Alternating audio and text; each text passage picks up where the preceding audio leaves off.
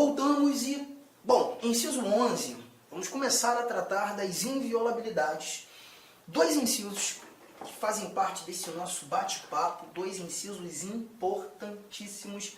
Está aqui o 11, iniciando o bate-papo sobre a inviolabilidade domiciliar, trazendo a casa é asilo inviolável do indivíduo, ninguém nela podendo penetrar sem consentimento do morador, salvo em caso de flagrante delito ou desastre, ou para prestar socorro, ou durante o dia, por determinação judicial. O primeiro dado que a gente desenvolve aqui é o conceito de casa. Conceito de casa, tá? É importante lembrar que casa não é apenas a sua residência. Casa, no âmbito do direito constitucional, é muito mais amplo que apenas uma residência. E aí eu queria muito que você já pegasse aí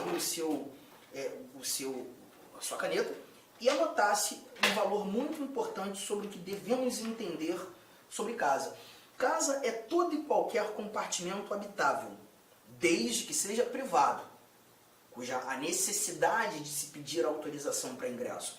Todo e qualquer compartimento habitável, desde que privado, não nos interessa se temporário ou permanente, inclusive ambientes de habitação coletiva ou onde se exerce atividade profissional. Tá? Então são dados bem importantes, porque perceba, quando eu falo de permanente ou temporário, a ideia aqui é evidenciar, por exemplo, temporário, um quarto de hotel, um quarto de pousada, você consegue enxergar aqui com muita tranquilidade que são ambientes habitáveis e privados. Ninguém ingressa sem a sua autorização.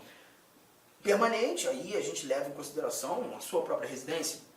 E quando falo, inclusive, de ambientes onde se exerce atividade laborativa, atividade profissional, poderíamos também concluir escritórios, consultórios, onde a atividade profissional é exercida, locais habitáveis e privados, e haja a necessidade de autorização para ingresso. Então, casa tem uma proteção ou uma semântica muito maior do que apenas uma residência, e a proteção aqui se encontra. Só que quando lendo esse nosso inciso 11, a gente percebe que ninguém pode penetrar sem consentimento do morador, salvo em alguns casos. Então a primeira exceção é justamente quando há o consentimento do morador. Se há o consentimento do morador, não há que se falar em violação.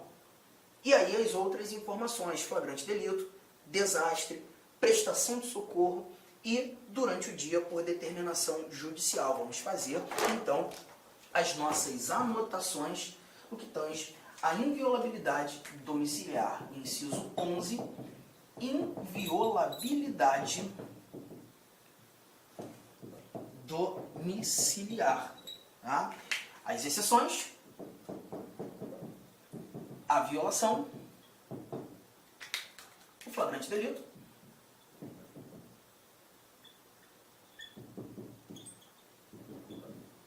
desastre,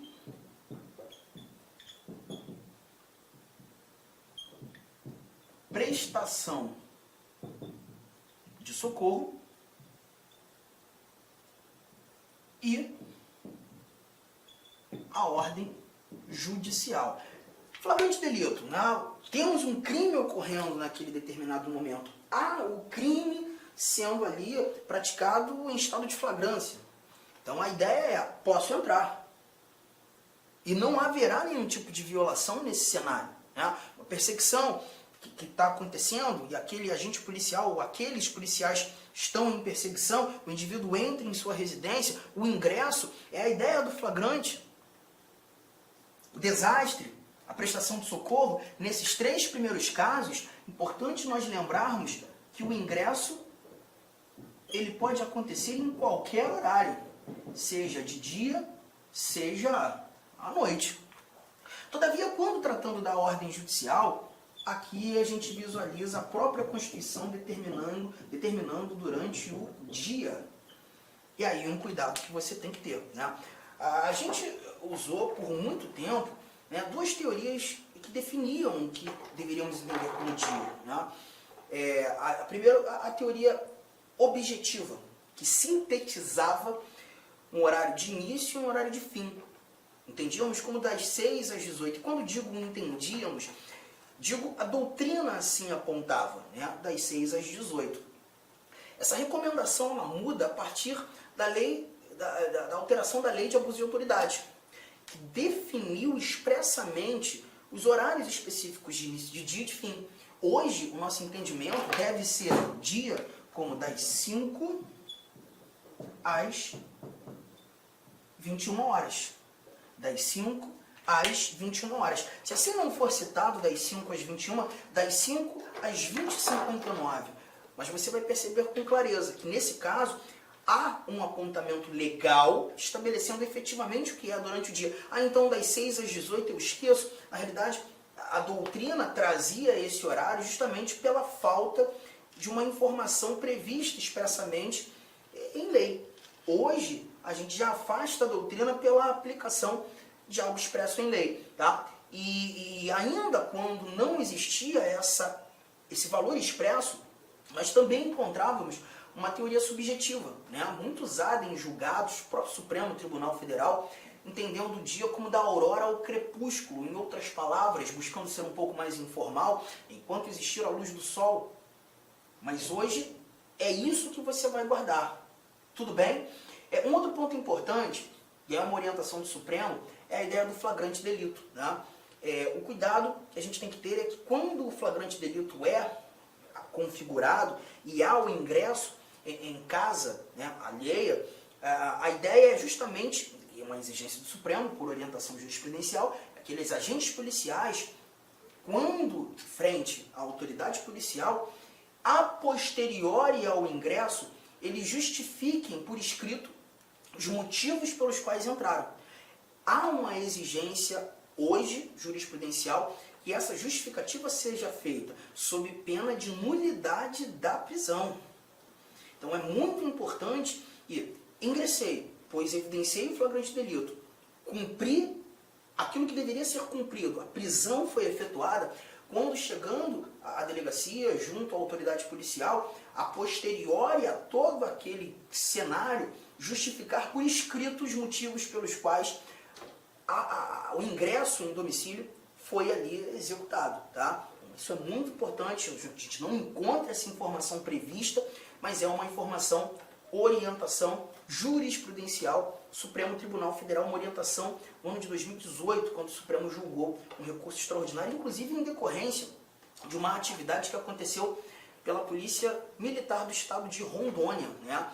Pararam uma caminhonete, né, na rua, e dentro dessa caminhonete eles deflagraram substâncias ilícitas, ali tinha entorpecentes, e aí aqueles agentes policiais simplesmente perguntaram de onde o indivíduo vinha, e ele diz que vinha de uma determinada residência. Os policiais foram até lá, entraram sem ordem judicial, mas encontraram um quantitativo gigantesco de tráfico, né, de entorpecentes ali dentro. E aí o flagrante delito foi configurado. Nesse episódio, o Supremo Tribunal Federal acabou sendo provocado depois de toda uma tramitação de processo, buscando inclusive ter do Supremo que essa atividade policial ela foi arbitrária, que deveria tornar nula a prisão. Mas o Supremo não entendeu pela nulidade, evidenciando o flagrante delito, mas exigiu, a partir desse julgado, que essa justificativa a posteriori fosse feita quando do flagrante delito configurado e o ingresso em domicílio. Tá? Então são informações fáceis, tranquilas, que a gente retira desse assunto inviolabilidade domiciliar. Vamos mais, vamos avançar agora sim, chegando ao nosso inciso 12. Esse aqui acaba dando um pouco mais de trabalho. A gente conversa bastante sobre a inviolabilidade das comunicações. E aí o inciso 12 já traz pra gente essa informação aqui prevista. Vamos lá? Diz o seguinte, ó, é inviolável o sigilo da correspondência, das comunicações telegráficas, de dados, das comunicações telefônicas, salvo no último caso por ordem judicial, nas hipóteses e na forma que a lei estabelecer para fins de investigação criminal ou instrução processual penal. Primeira coisa que eu vou fazer já será... Olá, meus amigos, minhas amigas, eu sou o professor Lac. Inicialmente eu peço licença para vocês, eu peço desculpa, pois eu interrompi os seus estudos, mas o propósito desse vídeo no YouTube ele é para divulgar o nosso trabalho, é para que o aluno se depare com os nossos professores, com a nossa metodologia. Papo sério, esse curso nosso aqui é super atualizado, ele é ponto a ponto do edital, esse curso aqui você pode ter absoluta certeza que aqui você vai conseguir adquirir todo o conhecimento necessário suficiente para aprovação. Essa aula representa apenas 30% da aula, 30% da aula. Se você quiser assistir os 70% restante, quer ter o PDF dessa videoaula, se você deseja ainda, tá? Deseja ainda estudar pelo nosso Personal Coach, que é a nossa metodologia, investimento, olha só, super promoção, não tem desculpa, apenas uma parcela de R$ 159,90. Vai ser o seu melhor investimento, vai ser um excelente custo-benefício, a aprendizagem que você vai ter. E como disse, aqui tem um conteúdo necessário para que você seja aprovado no concurso do Tribunal de Justiça do Estado de São Paulo para o cargo de oficial de justiça. Então espero vocês aqui na LAC. Valeu, tchau, tchau.